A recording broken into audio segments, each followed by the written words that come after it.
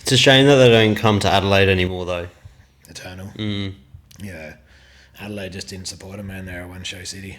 That titanium arena, your last fight, was packed out a fair bit. That was a fucking bit of an overkill of an arena, though. That was fucking huge. But that's because MMA Down Under 10 years ago used to sell it out. They'd have 2,500 people. Forgot about MMA Down Under. MMA Down Under was the best. Like MMA in Adelaide, the last show, DFC last Friday night, so that had one pro fight. Back on at MMA Down Under 10 years ago, we'd have 10 pro fights. Like MMA's actually gone backwards in South Australia. Which is crazy because the talent's gone up, so it doesn't make any sense. But now people are fighting amateur for way longer, and I don't know, the pro scene's just dead here. I don't know whether they're just not paying enough or what the deal is, but M16 Fight League. Hey man, I want to start it, but we don't have the fights for it.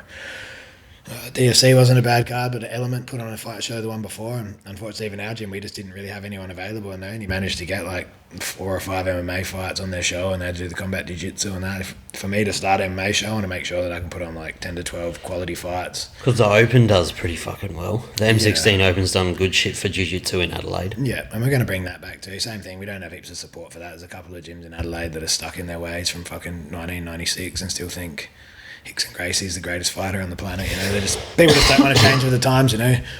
So we do pretty good with what we go, you know. There's people that openly boycott and don't want to be on our show, which is fine, but doesn't affect us at all. But yeah, we're building it, they're destroying it, so it'll show in the end like what we've done and where we end up. Well, those gyms are always the gyms that don't get better because they're fucking just brats, and they don't cross train. They don't let people cross train, and they're not putting guys in ADCC trials. They're not going into state for super fights. They're not doing that. Like we've got a little affiliation going now with like us Beachside, the Mat Lab, even the guys over in Mount Gambrillers now, and you know, like Nick and Lockie just went over and had super fights in Perth. He's a good mates with in America. Is it Deacon from Tasmania Deacon from as Tasmania, well? and then they're all going around and competing, you know, and it's like we don't care if people don't want to support us, that's cool, but we're obviously getting guys where they want to go, so there's a pathway, and we're trying to make it easier for Adelaide athletes to get there.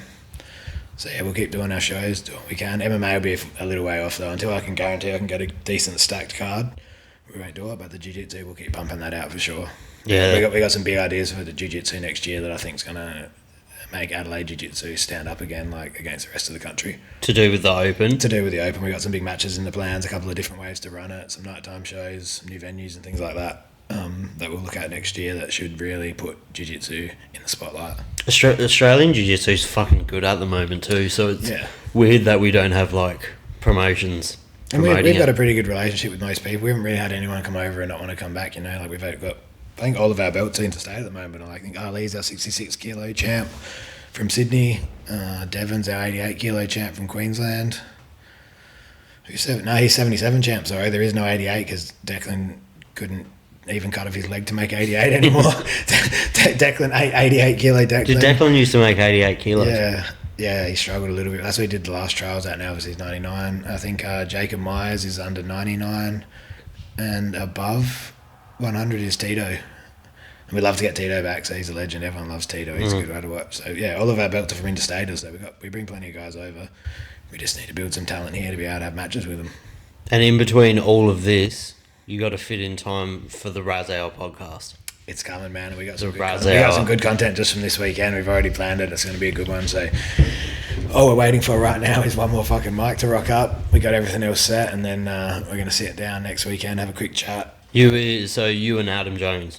Yeah, we're just going to do it on our own for now, and then we're going to interview a few people. Like I'm going to try and take it over with me to Singapore and maybe get Joe Chen quickly on there to have a quick recap of his trials run and what he thinks about the Oceania trials, and maybe see if I can lock in anyone else over there. And I'm going to take it on the road a bit because I'm always going away for like 3 or 4 days for a fight, and you do nothing. The guy cuts weight, makes weight, and you can't really do anything. I'm going to try and get some interstate guys on, and then me and Adam are just going to talk shit and burn bridges. Is it going to be on YouTube, or is it going to be on Spot? Is it going to be like on Spotify? I've got a good camera hooked up. I've only got one. I don't have like a setup like this, but I think we'll do video and audio to start with, but mainly push it on Spotify, I think.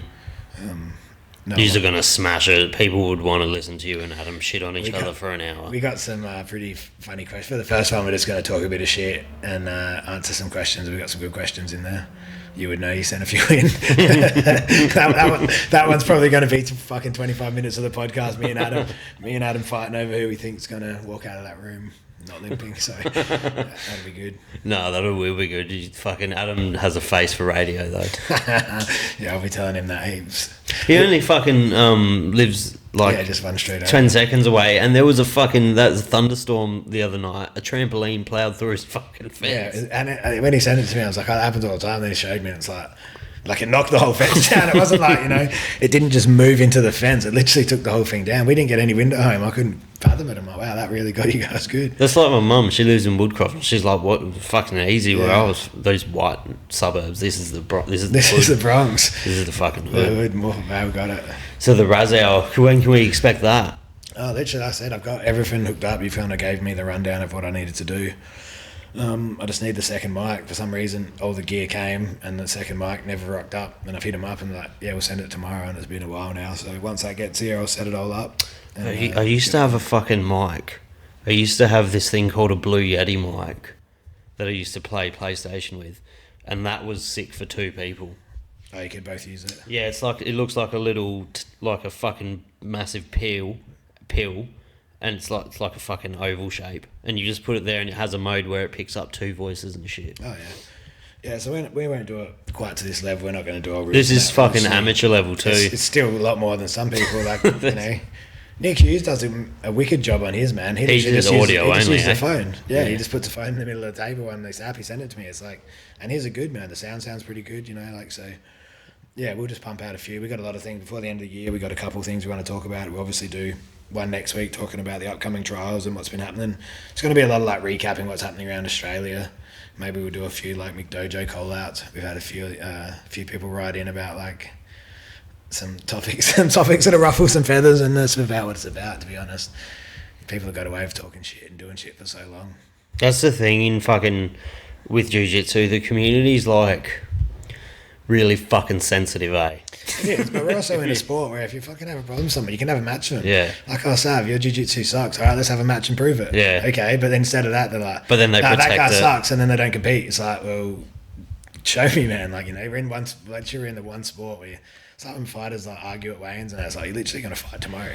Shut up. Like, what are you doing yelling at each other? You're literally going to get in the cage and do it. Well, all of it, or at least like 95% of it as well, would be jealousy, because M16 and Jones Jiu-Jitsu and like Conway and MATLAB, they're all, everyone that has a problem with them have a problem with the gyms that are doing the best in Adelaide. A little bit. It's tall poppy Like, syndrome. No one wants to yeah. see, everyone says they want to see people do well. And one thing I've learned from fighting is they don't. No one wants to see you do well. Your immediate friend, your friends out of the gym want to see you do way better than the people, not the people you train with, sorry. In the gym, we got a lot of support, but like all these other gyms, we want to see you do good. It's like a massive thing. Like, no one wants to see anyone do good and succeed. And it showed in their comps and stuff. We get no support from some gyms. Oh yeah, next time we'll do this. They never do, and it's like, it doesn't matter, and it doesn't affect me, but it's like, you can see that people don't really care about your success.